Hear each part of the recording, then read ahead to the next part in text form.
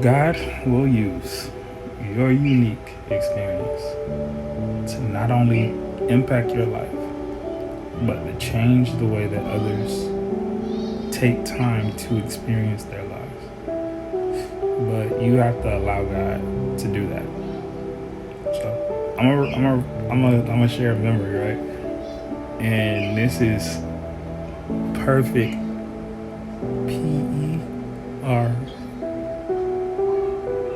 PERFECT example of this, right? So I can recall being rather young when this happened. When I say young, I mean like before I turned 20 or anything like that. So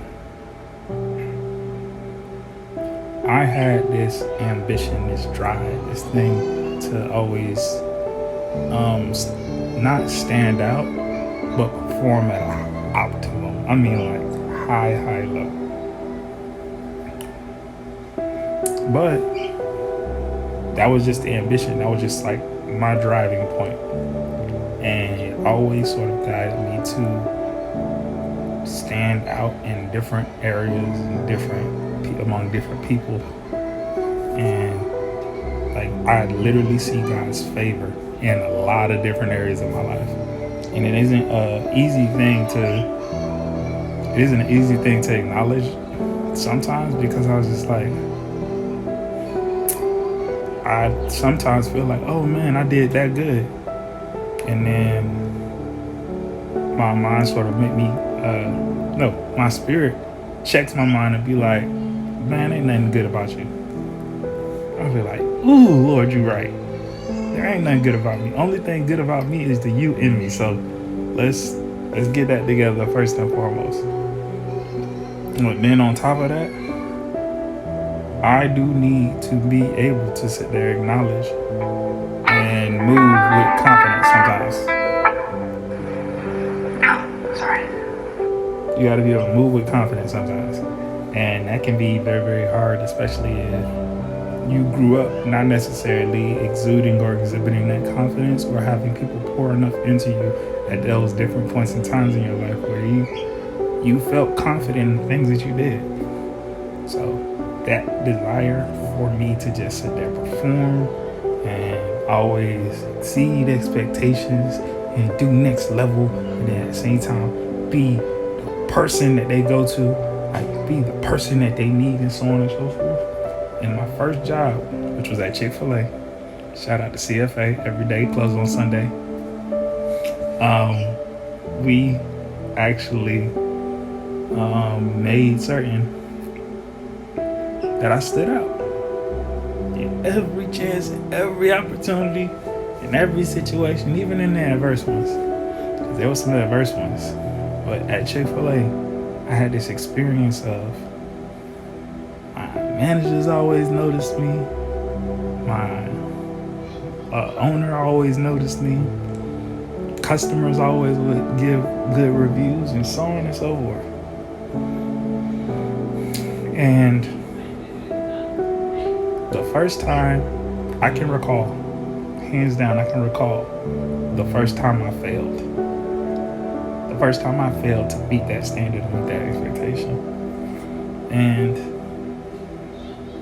it felt like it undercut my confidence.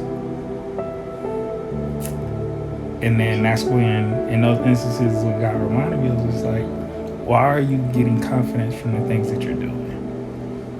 Why are you trying to take confidence from the areas in your life that, yeah, they might be something that I'm requiring for you to participate in at this point in time, but it has nothing to do about who it is I made you.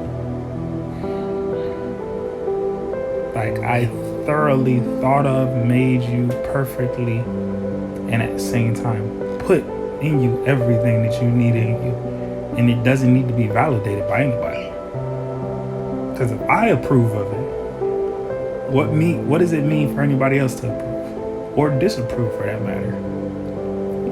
But I remember this, so I undercut my confidence. It was like this one time I had failed, And it was really, really early when I started at Chick-fil-A too. Before I started to like get all of these accolades and get all of this recognition and get all of these different things from all of these different people and get honorable mentions and comments, so on and so forth, get secret reviews.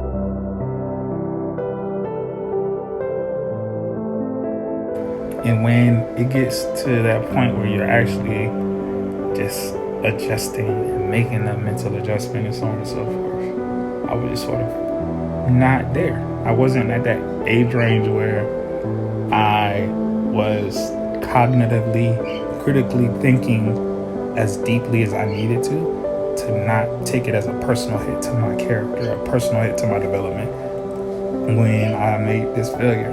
And it was actually a failure in something rather simple. So, at Chick-fil-A, when they're training you, and this is old fashioned, like this is like upwards of 10 years ago when they used to, the way they used to train people. When they would bring somebody in and they're just starting, whether it be on register and so on and so forth, they had them go through like training modules for the first week. After the first week of training modules, you're like literally in the office for 3 to 4 hours on your shift, just sitting there filling out trainings, being made aware of what their protocols are, what their standards of doing stuff is, and so on and so forth. And how about the week after my first couple of weeks and so on and so forth, they had me doing lemons. Now, I don't know if y'all ever had Chick-fil-A lemonade. It's a reason why it tastes the way it do, because it's a lot of blood, sweat, and tears that go into, minus the blood because it's sanitary reasons. There's a lot of blood, sweat, and tears that go into this lemonade, and they actually juice all of the lemons by hand. So, they do this every day, every single day. And I'm absolutely positive they haven't changed the protocol, because the thing is, I've still seen like the truck that delivers the lemons drop them off at Chick-fil-A. So I know for a fact, yes, every day they cutting up lemons, they juicing them, and at the same time, that's how the lemonade be like A1 like it is. So what ends up happening is they sit there, make me cut lemons after I've sat there, had this training, stuff like that for these first couple of days. And my manager, his name Greg, shout out to my brother, he sits there, tells me, okay, your shift is 4 hours. You have 2.5 because you got to take a 30-minute break to finish a cut and juice 3 boxes of lemons. And I mean, these is like boxes. If you seen, like, let's say my torso or something like that, the boxes from top of my head to my stomach and so on and so forth, and as wide as my shoulders is. So that's 3 full boxes of lemons, probably like 120, 130 lemons in each box. And when I tell you, I went in there with full confidence, man, it's nothing, I'm gonna sit there and do it.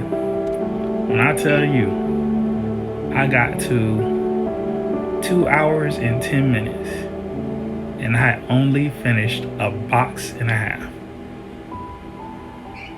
Just cutting, not squeezing nothing. Before you can squeeze them, you have to have them cut. I finished a box and a half. I promise you, it was the most humbled I had ever, emphasis on ever, been in my life. And the beauty of it is, I didn't necessarily see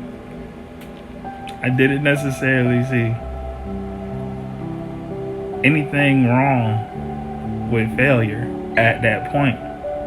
But for me, it was a crushing blow, because I had expectations and I didn't meet those expectations. And then that's where I started to understand it's okay for you to not meet your expectations, but it isn't okay for you to not have ambition or desires surrounding them, the things that you're doing or the things that you're purposing to do.